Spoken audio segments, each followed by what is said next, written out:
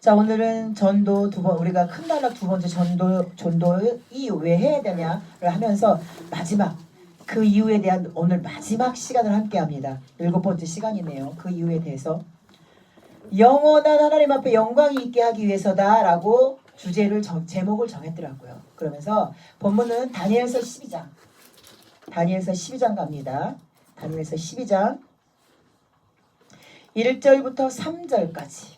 다니엘서 12장 1절부터 3절까지 갑니다. 1절부터 3절. 다 같이 봅니다. 시작. 그때에 내 민족을 호위하는 대군 미가일이 일어날 것이요 또 환란이 있으리니 이는 개국 이래로 그때까지 없던 환란일 것이며 그때에 내 백성 중 무릇 책에 기록된 모든 자가 구원을 얻을 것이라.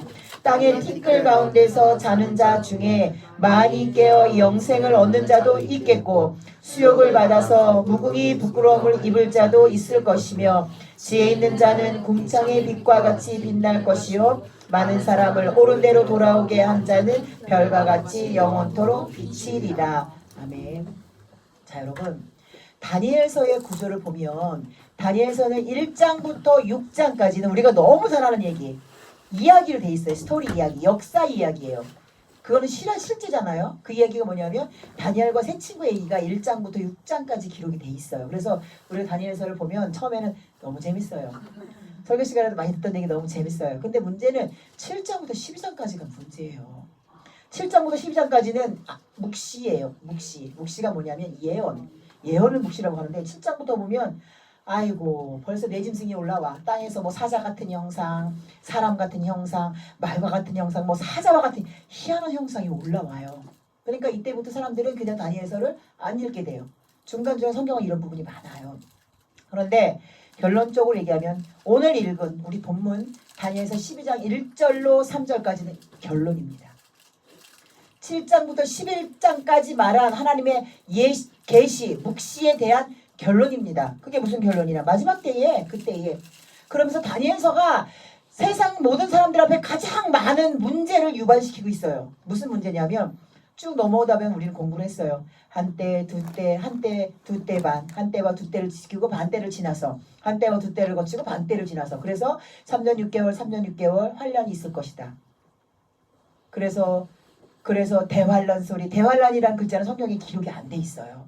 그냥 이렇게만 기록이 돼 있어요. 근데 그거를 신학자들이 마지막 때에 70일에가 나와요. 다니엘서에. 그죠? 그래서 69일에는 거룩한 자가 끝나는 게 69일에까지가 끝나는 거야. 예수 그리스도의 사명이 인간으로서의 사명. 그러니까 인간의 육신의 몸을 입고 와서 하나님의 아들로서 한 사명이 끝나는 때가 69일이에요. 근데 나머지 한때에 대한 예언이 뭐냐면 한때와 두때와 반때가 지나고 나서 또 한때와 두때가 반때가 지나고 나면 그때는 이제 하나님 나라가 완성될 것이다. 뭐 이렇게 기록이 돼 있어요.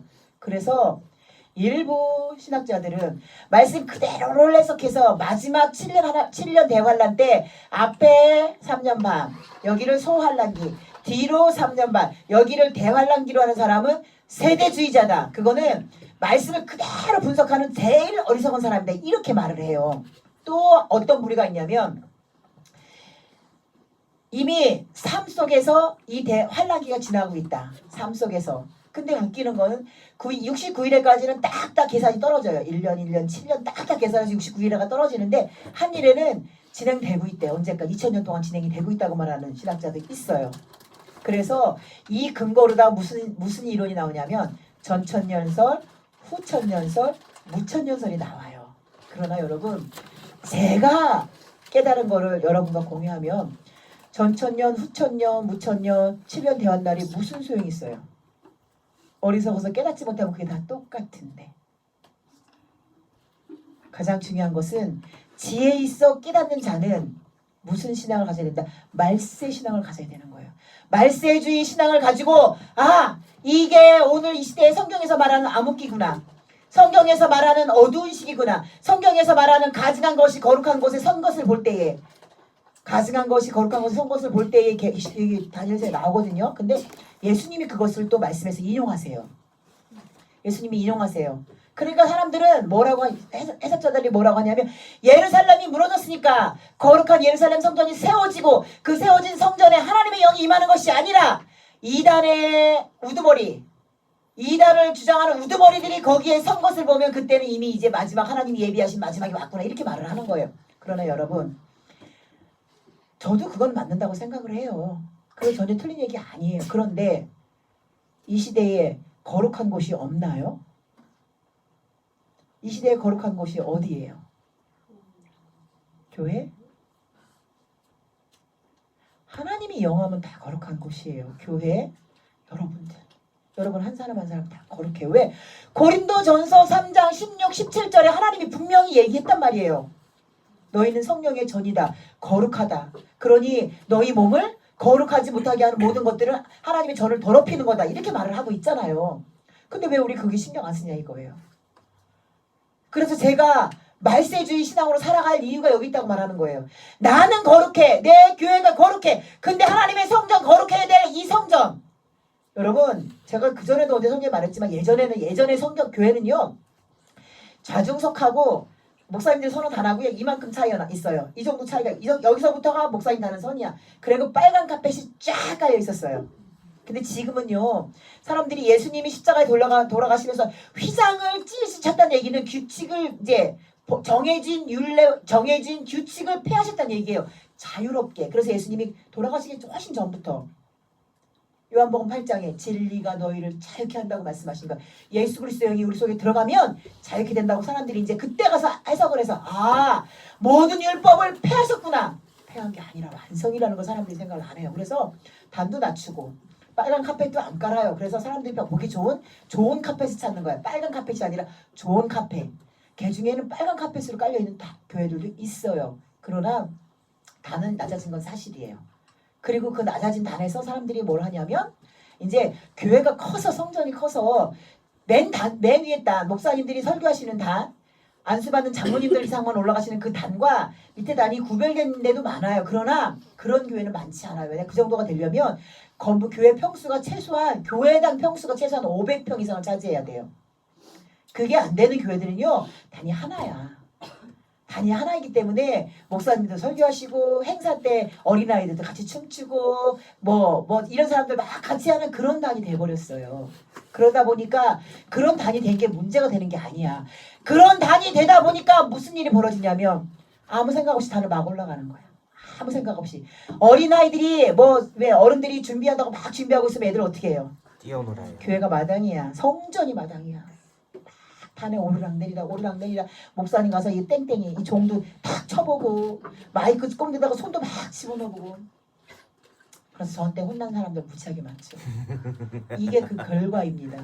여러분 아무리 자유하게 됐어도 하나님께서 함께 하시면 하나님의 말씀이 선포되는 단은 목회자가 거룩하단 말이 아니에요. 하나님의 말씀이 선포되는 단은 보호돼야 돼요.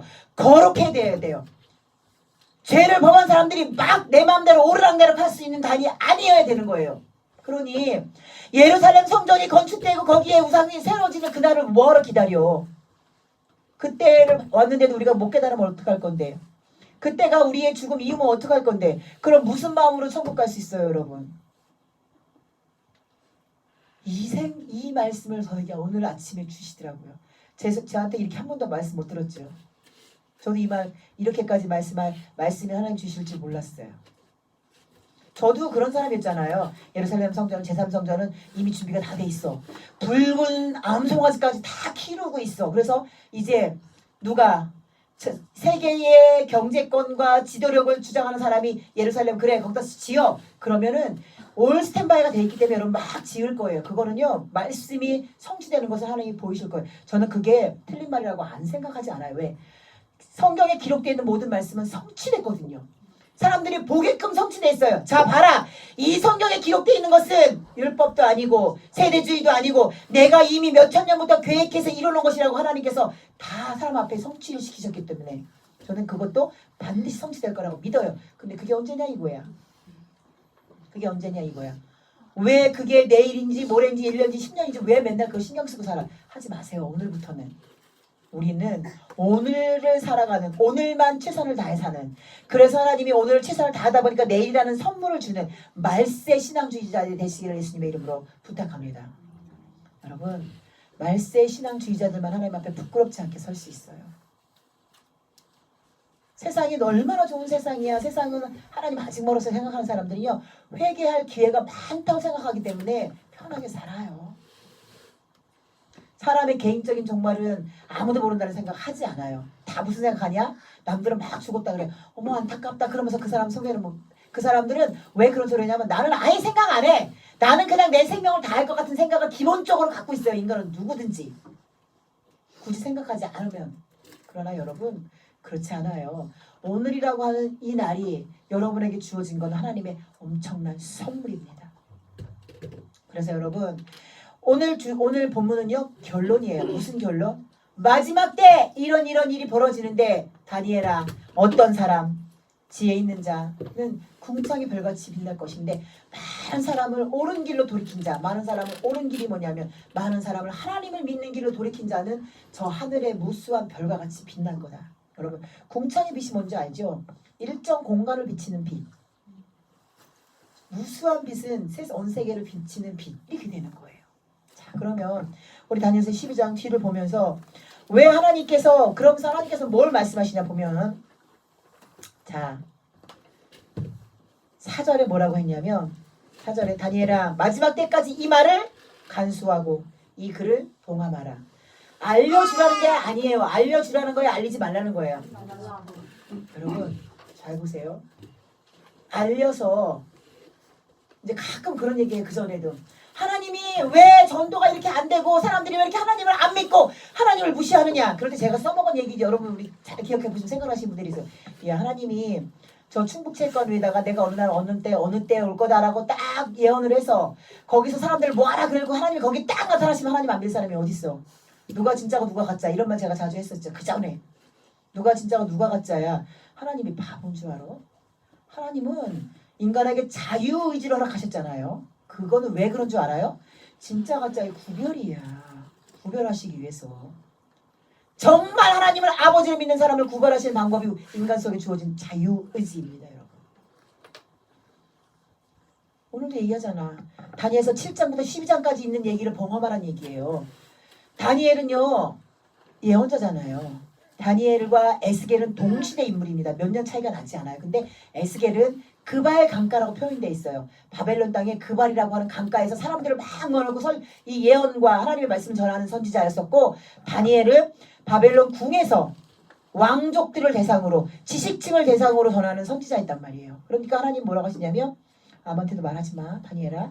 7장부터 11장까지 이 예언을 계속 본 거예요. 7장부터 11장까지. 그래서 11장까지 봤는데 하나님이 그러는 갑자기 다니엘에게 다니엘아 이렇게 이 일은 반드시 이룰 거야. 미가엘이라고 하는 여러분 미가엘 하면 아시죠? 3차 전쟁 사람들이 그 마지막 전쟁이라고 하죠. 마지막 전쟁을 주도하는 군대장이 누구냐? 미가엘이다. 이렇게 얘기를 하는 거예요. 미가엘이 군대와 더불어 일어나서 이렇게 말하고 있잖아요. 1장 우리가 1절 읽었을 때. 그런데 문제가 생겼어요.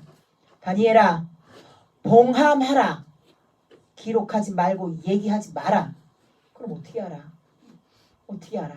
그러니까 3절에 답이 나온 거야. 지혜 있는 자. 그럼에도 불구하고 몰랐어도 이게 이렇게 된 거라고 몰라 이 지혜가 없는 자. 그럼에도 불구하고 많은 사람을 옳은 길로 돌이키려고 하나님의 백성이 되게 하려고 돌이키려고 애쓴 자들은 저 하늘의 무수한 별과 같이 빛나게 할 거예요. 이게 하나님이 이 시대의 사람들에게 전하는 얘기라는 거예요. 왜 봉함하라고 하냐. 쭉 내려갑니다. 9절 10절 읽겠습니다. 다 같이 시작. 그가 가로되 다니엘아 갈지어다. 대저 이 말은 마지막 때까지 간수하고 봉함할 것이니라. 많은 사람이 연단을 받아 스스로 정결케 하며 희게 할 것이나 악한 사람은 악을 행하리니 악한 자는 아무도 깨닫지 못하되 오직 지혜 있는 자는 깨달으리라. 이걸 말을 해도 여러분 말하지 말라고 한 제가 받은 감동은 그래요. 말했는데 하나님이 이걸 다니엘아 가르쳐라. 막 가르쳐라 했는데 뒤에 보면 분명한 건 두 부리로 항상 갈려요. 악한 자, 지혜인 자 항상 갈려요. 아무리 얘기해도 악한 자는 안 듣는다는 거예요. 오히려 점점 악해진다는 게 하나님이 인간을 판단하신 거예요. 그런 지혜 있는 자는 이게 없어도 지혜로울 것이요. 그렇기 때문에 하나님이 인간을 사랑하셔서 구제하는 방법이에요. 만약에 말씀이 선포가 다 됐어. 다니엘이 이걸 막 얘기하면서 하나님이 마지막 때 이렇게 하신다고 했다. 그러니까 빨리 돌이켜라. 돌이켜라 했는데 어리석은 인간들이 점점 많아지면 하나님 마음은 어떨 것 같아요, 여러분? 저는 하나님이 인간에게 시험받지 않는 방편으로 말하지 말라고 하신 것 같아. 지금 제가 보니까. 왜냐하면 저도 여러분들도 마찬가지지만 누가 뭐 말을 했어. 못 알아들으면 어때요? 속이 터지면서 어때요? 막 절망감이 느껴져요. 야, 내가 여기 있어야 돼. 내가 저 인간하고 말을 해야 돼. 와, 절망감이 느껴질 정도예요. 근데 하나님 안 그러시겠어요? 왜? 우리는 하나님의 형상이에요, 여러분. 하나님의 마음이 내 마음이야. 그거 아셔야 돼요. 하나님의 계획이 인간은 하나님의 스타일이 뭐냐? 인간은 엄마 뱃속에서 응애한거 태어났어. 그러면 걸을 때 걷고 말할 때 말하고 혼자 밥 먹을 때 밥 먹고 혼자 무슨 일할 때 일하고 이게 하나님 스타일이에요. 인간은 그래야 된다는 거예요. 그래서 하나님이 주시는 이런 마음이 하나님 이게 우리가요 성령에 취하지 않아도 우리는 하나님 마음속이 내 속에 있어요. 근데 우리는 그것을 보지 못할 뿐이라는 거죠, 여러분. 그러니 제가 오늘 받은 하나님의 마음은 다니엘아 덮어둬라 보이지 마라 마지막 때 보여라 이렇게 말을 해요. 왜? 지혜 있는 자는 어차피 그걸 보지 않아도 내 길을 갈 것이요 악한 자는 파도 악한 길을 간다. 하나님이 인간을 향한 절망의 끝을 안 치닫고 인간에게 더 많은 기회를 주시기 위함이라는 거예요. 그러니 제가 말한 것처럼 다니엘서 12장 1절에 3절은 그거에 대한 결론이라는 거죠. 그러면서 11절에 다 같이 봅니다. 시작. 매일 드리는 제사를 폐하며 멸망케 할 미울 물건을 세울 때부터 290일을 지날 것이요. 자, 여러분, 매일 드리는 제사가 지금 폐해졌어요? 안 폐해졌어요? 폐해졌어요. 어떻게? 영으로 드리는 예배. 영으로 드리는 예배가 뭐예요? 오늘 하루 하나님 앞에 내가 회개하고 하루를 돌아보는 거. 이게 제가 레위기서에서 제사장들이 매일 아침 저녁으로 번제와 소제, 아침 저녁으로 번제와 소제 드리라고 했죠. 그건 왜냐? 제사장들은 백성들은요 굳이 매일 오지 않아도 돼. 백성들에게 하나님께서 요구하시는 건 1년에 3번만 규칙적으로 와. 1년에 3번만. 그런데 삶을 통해서 네가 죄를 졌다고 생각하면 언제든지 제사장에게 와. 그러면 제사장은요 그 백성을 죄를 하나님 앞에 고해야 되잖아요. 근데 제사장이 매일 번제와 소제를 안 드리고 있다가 백성들이 딱 와서 제사장님 제가 이렇게 죄를 졌습니다라고 막 각을 뜨고 막 피를 흘리고 해서 저 태워서 하나님 앞에 저 제 제물이 향기가 되게 해주세요라고 갖고 왔을 때 제사장들이 자기 죄를 아침 저녁으로 회개하지 않고 그걸 하잖아요. 그럼 제사장이 죽어요. 제사장이 죽어요. 그러니까 하나님은 제사장을 살리기 위한 방편을 만들어 놓으신 거예요. 뭐 아침 저녁으로 번제와 소제를 드려라. 저녁에는 왜 드리라는 거예요. 하루 종일 그 죄 많은 사람들을 건드렸으니 만졌으니 그들의 모습을 봤으니 제가 얘기했죠, 여러분. 제사를 드릴 때 제물을 갖고 오잖아요. 그 제물을 갖고 왔을 때 그 제물에게 내 죄를 전가하는 사람은 누구야? 나예요. 그 제물에 심장을 찔러서 죽이든 여기 골수 여기 이거 내가 알았어요. 다윗이 물맷돌 던졌을 때 골리앗이 어디 맞았어요? 여기를 정확하게 맞으면 여기가 순간 기절해서 정신을 완전히 잃게 하는 부분이 여기예요. 그러니까 짐승을 잡을 때 여기를 정중앙을 확 찌르면 짐승이 한 번에 기절을 해. 그리고 나면 각을 뜨고 배를 자르기 쉬워. 그리고 세 번째는 경동맥을 끊는 거야. 근데 일반인이 심장 찾을 수 있어요? 양이 털이 어떤지 아시죠, 여러분? 털목승이 어디가 심장인지 어디가 뭔지 몰라. 할 수 있어요? 못해요. 정중앙에 여기 어디가 급선지 아는 사람 있어요? 그래서 다윗의 물맷돌은 하나님이 함께 하셨다는 거예요. 모르니까 찔러서 양이 막 소리지고 바삭바삭거리면 또 찔렀다 빼면 피가 어떻게 되겠어요, 여러분? 나한테 난자가 되는 거예요. 그거를 10번 할지 20번 할지 아무도 몰라. 경동맥도 마찬가지. 일반인이 경동맥 딱 잘라요? 지난번에 우리 특강해 주신 교수님이 그 얘기해요. 경동맥을 딱 자를 때 그게 제일 쉬워 보이죠. 양은 주인을 무조건 따라다닌대요. 경동맥을 딱 자를 때 양이 주인을 이렇게 쳐다본다네요. 뭐 하세요 주인님? 쳐다본대요. 그러니까 이걸 못 자른대요. 못 자르면 한 번에 완전히 잘라야지. 이것만 피만 내면 어떻게 돼요? 이거 자르기만 하면 피가 거기서 확 씻어잖아요. 왜? 우리나라 조선시대에 목 자르잖아요. 목이 자르면 피가 막 뿌려지는데 사람 목이 금방 죽어요. 사람 몸이 죽지 않아요. 딱 자르잖아요. 몸은 몸대로 파닥파닥. 눈, 코, 입대로 일단 아직 피가 차가워지지 않았으니까 눈, 코, 입은 눈, 코, 입대로 돌아간대요. 진짜 처참하대요. 그걸 이 양한테 해야 돼. 그게 제사예요. 그러니 일단 예배 그 제사에다가 내 죄를 전가하고 이걸 죽이고 죽인 사람 본인이 각을 뜨는 거야. 배를 갈라서 내장을 꺼내고 팔, 다리, 목 다 해서 8조각을 내는 게 그렇게 돼야 되는 거예요. 여러분 그게 제사예요. 여러분이 제사를 드릴 때 어떤 마음으로 와야 되냐? 그 마음으로 여기를 제사로 오는 거야. 그러니 제사가 깨끗해요 여러분. 처절하게 나를 다 죽이는 작업이 제사예요. 그래서 제가 레위기할 때 그렇게 얘기했습니다. 많은 사람들이 구약의 말씀을 많은 교회들이 구약의 말씀은 성취됐기 때문에 전하지 않는다. 그래서 매일 아침 저녁으로 드리는 번제 소제 필요 없다. 이렇게 말해요. No. 그게 바로 세대주의자예요. 그렇지 않아요. 베드로서를 통해서 바울 선생님을 통해서 우리에게 너희는 왕같은 만인 제사, 왕같은 족속이요 거룩한 하나님의 제사장이라고 이렇게 말을 해요. 고린도전서를 통해서 너희 한 사람 한 사람이 성령이 거신 성령이 전인 것을 알지 못하느냐. 결국은 내가 제사장이고 결국은 내가 성전이며 성전은 매일 깨끗해야 되죠 여러분.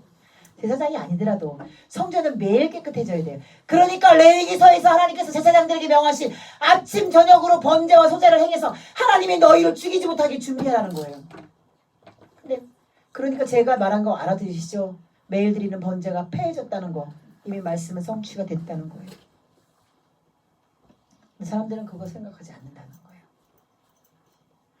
여러분 속에서 매일 아침 저녁으로 그래서 제가 말씀이라도 가까이 하라는 게 그렇게 해서 말씀을 읽으면서 내 속에서 내가 오늘 내가 이렇게 오늘 이렇게 살았네? 하나님 어떻게 해요? 잘못했어. 이거라도 하라는 거야. 말씀을 보시면서. 그래야 하나님이 우리를 죽일 기회를 놓치시는 거예요. 하나님이 우리를 죽일 기회를 놓치는 거예요.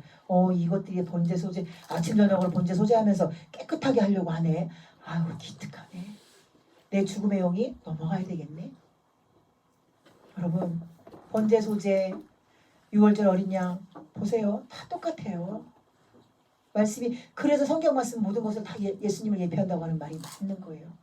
근데 지금은 예수님의 그리스도의 보혈의 피를 의지하지 않으면 우리가 죽는 거잖아요.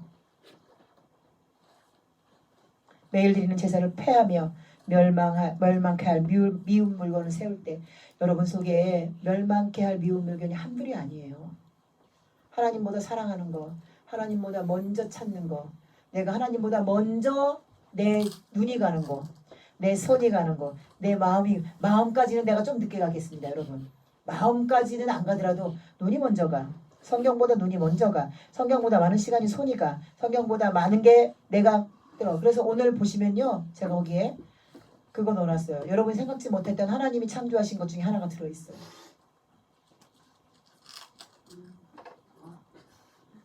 저봐. 어제 그렇게 한 시까지 소통했는데도 또 몰라. 왜? 말씀이 아직 속에 완전 있지 않기 때문에. 그게 미운 물건이에요. 그쵸? 이렇게 말하니까 여러분 너무 이해가 되시죠? 여러분 우리 속에 아침 저녁으로 나를 깨끗하게 하는 번제와 소제 하나님을 향한 마음이 사라져 있고 이미 내 마음속에 가증한 멸망할 걸 하나님보다 앞서 있는 것들이 내 마음속에 있다면 이미 우리는 이 하나님께서 다니엘에게 말한 것처럼 악한 자는 악함으로 와서 어차피 결론의 마지막에 이른다는 거예요. 이게 바로 악함이라는 거예요. 깨닫지 못하는 거라는 거예요. 지혜가 없다는 거예요. 그 속에.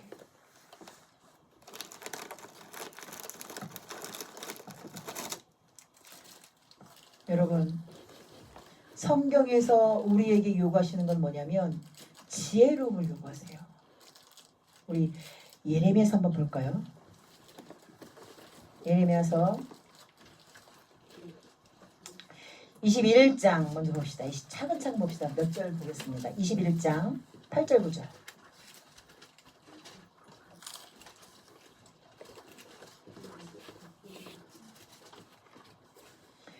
예레미야 21장 8절 9절 봅니다. 1083페이지입니다. 구약성경 1083페이지. 자, 제가 볼 테니까 여러분 눈으로 한번 따라오세요.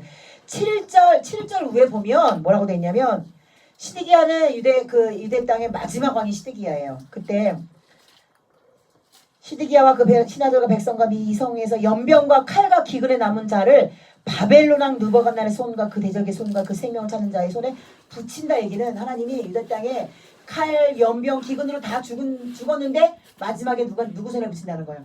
바벨론 느부갓네살 손에 또 붙인다는 얘기예요. 그럼 거의 죽음이라는 얘기죠. 자, 8절 9절 다 같이 봅니다. 시작. 여호와께서 가라사대 너는 또 이 백성에게 여호와께서 이같이 말씀하신다 하라. 보라 내가 너희 앞에 생명의 길과 사망의 길을 두었노니 이 성에 거주하는 자는 칼과 기근과 연병에 죽으려니와 너희를 애운 갈대아인에게 나아가서 항복하는 자는 살리니 그의 생명은 노력한 것 같이 얻으리라. 뭐래요? 뭐래 도대체 이게? 칼과 기근과 연병에 죽었어도 살고 있는 땅 유대 땅에 살지 말래. 어디로 가란 얘기야? 느부갓네살 바벨론 땅 느부갓네살 손 밑으로 들어가래. 그러면 그게 생명의 길이래요. 이거 깨달을 수 있는 사람이 있겠어요, 여러분? 하나님이 하나님 백성에게 우상 숭배하는 타국의 백성 왕 밑으로 들어가라. 그게 생명의 길이고 사망의 길이 뭐라는 거예요? 그 땅에 남아있는 게 사망의 길이래요. 이거는요. 지혜가 있건 없건 떠나서 이건 표본적으로 딱 받아들였을 때 저 새끼 저거 미친놈 아니야? 우리나라를 바벨론에 팔아먹는 저 새끼 저거 매국노 아니야? 이렇게 나오는 거예요. 이게 예레미야가 처했던 상황입니다. 27장을 보면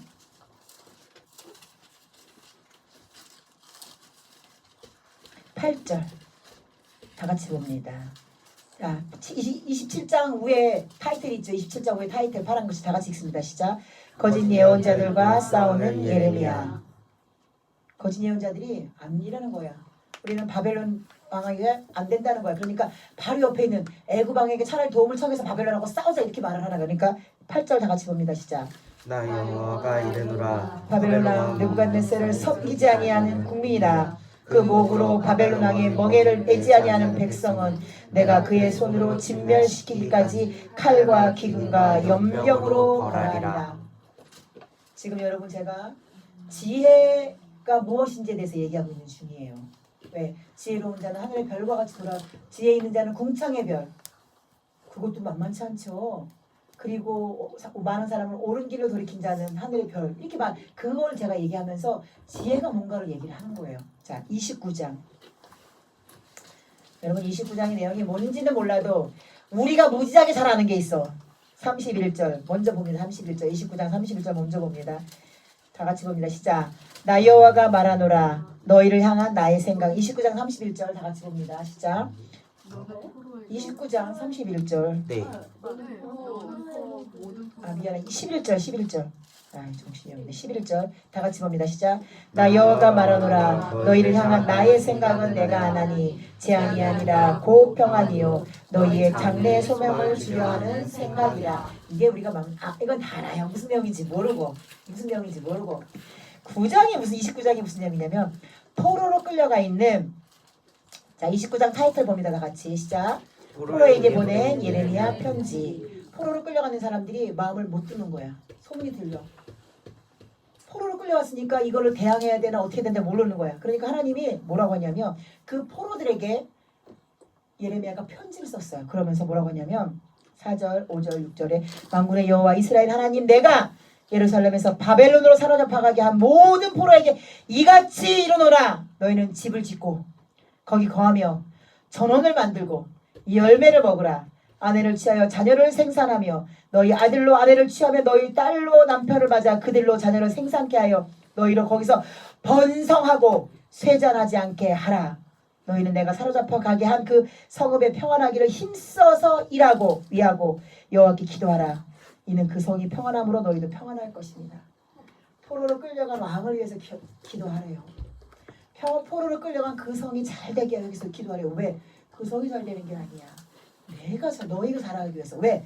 쇠잔하면 안 돼. 하나님은 계획은 70년 후에 돌이켜야 되는데 백성이 포로기 때문에 내 자식들을 포로로 살게 하기 싫어. 결혼도 안 하고 자식도 안 낳아. 그러면 돌아와서 하나님 나라를 다시 세울 백성이 없잖아요. 그러니까 하나님이 11절에 내가 말한다. 너희를 향한 내 생각은 평안이야.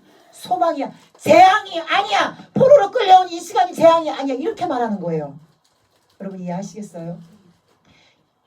어떨 때만 가능해요. 하나님의 영이 여러분 속에 있을 때만 이걸 판단할 수 있어요. 모든 사람들이 예레미야 말을 못 들은 대부분의 사람들, 지식층 귀족층 모든 사람들이 다 예레미야 말을 듣지 않았어요. 예레미야를 말을 들은 사람은 누구냐? 정말 일반인들, 포로로 끌려간 백성들. 그래서 일반인들 중에는 그래서 잘 산 거예요. 그러니까 에스더가 왕비까지 되잖아요. 이게 연결하면 되시죠. 하나님이 그렇게 명했어. 그러니까 모르드게는 그 말에 철저하게 순종하면서 가문을 이루고 살았어. 그러니까 에스더를 왕비가 간택된다고 하니까 에스더가 왕비로 밀어넣기까지 하는 거야. 이렇게 되면 제가 이거랑 연결이 되시죠. 그래서 성경은 이렇게 읽으면 재미있다는 거예요. 하나님의 마음이 눈에 보이는 거예요. 왜? 그 백성들 가운데 찌질하게 사는 걸 하나님이 원하시는 게 아니야. 하나님의 백성으로 가문도 이루고 전원도 만들래. 전원. 정원 같은 자기의 뜰도 만들라는 거예요. 그 안에서 열매도 만들어서 열매도 농사지어서 먹고 살으라는 거예요. 하나님이 얼마나 사랑이 많으신 하나님이에요,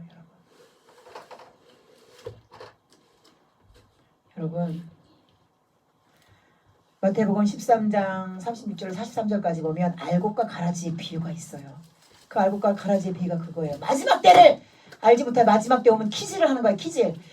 마지막 때 오면 인자가 키질을 하는데 알곡은 안으로 우리 어렸을 때 여러분은 배웠는지 모르겠지만 알곡은 안으로 가라지는 밖으로 이게 어린이 찬양 중에 있어요. 여러분 그러면서 하나님께서 뭐라고 하냐면 그때의 알곡들은 하나님 나라에 갔을 때 해같이 빛난다는 표현을 쓰십니다. 해같이 빛난다. 해같이 빛난다. 우리가 해같이 빛난 유일한 방법은 뭐냐? 성령의 감동하심으로 말미암아 시대를 분별하고 깨어 있어서 진짜 마지막 때 예수님이 재림하는 그날까지를 기다리는 그 믿음이 아니라 그것은 바로 오늘이야. 오늘 내 인생이 내가 성전이기 때문에 내 인생이 언제 생을 마감할지 몰라. 그러니까 내가 오늘 인생의 마지막처럼 하나님 앞에 내 삶을 최선을 다해 살아야 된다. 이 생각만이 여러분 그때가 언제일지 알지 못하는 그때를 우리가 깨닫고 그때에 옳은 길 가게 하시는 분이 누구냐면 내가 깨어있도록 만드는 성령 하나님이라는 거예요.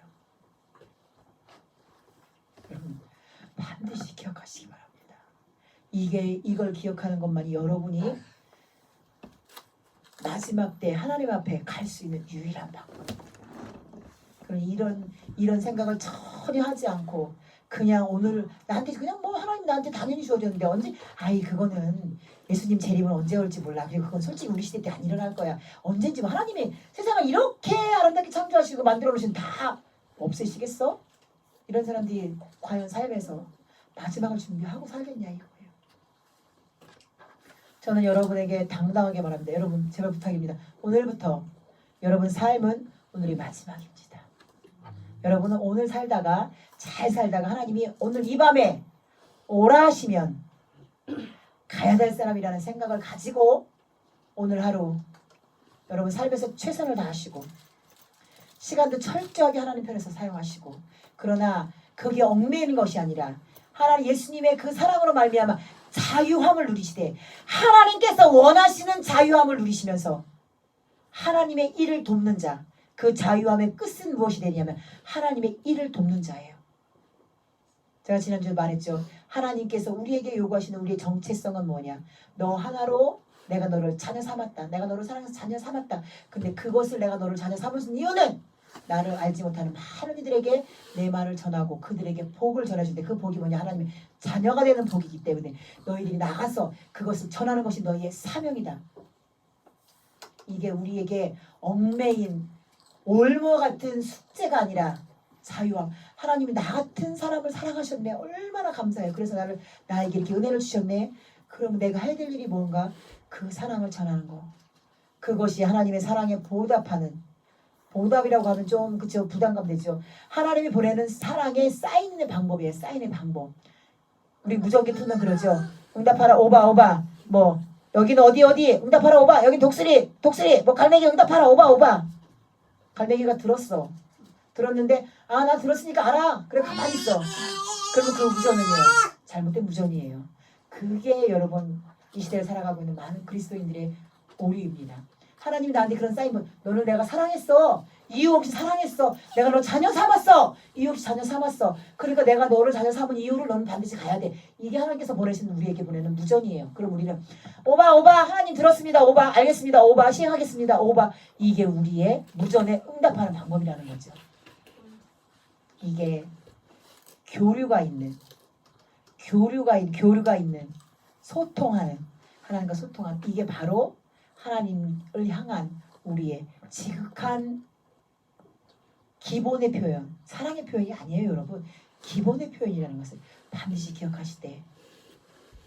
기억하시면서 우리가 가져야 할 생각, 오늘 내 인생은 오늘이 마지막이다. 그래서 매일매일 여러분이 하나님 앞에 번제와 소제를 철저히 드리시면서 말씀의 지혜의 본체이신 말씀이 우리를 옳은 길로 이끌어갈 수 있도록, 그래서 하나님 앞에 갔을 때에 하나님 앞에 온전함으로 우리가 하나님 앞에 설 수 있는, 하나님을 대면할 수 있는 하나님의 자녀가 되시는 우리 참빛교회 성도들이 되시기를 예수님의 이름으로 부탁드립니다. 아멘. 찬송가 260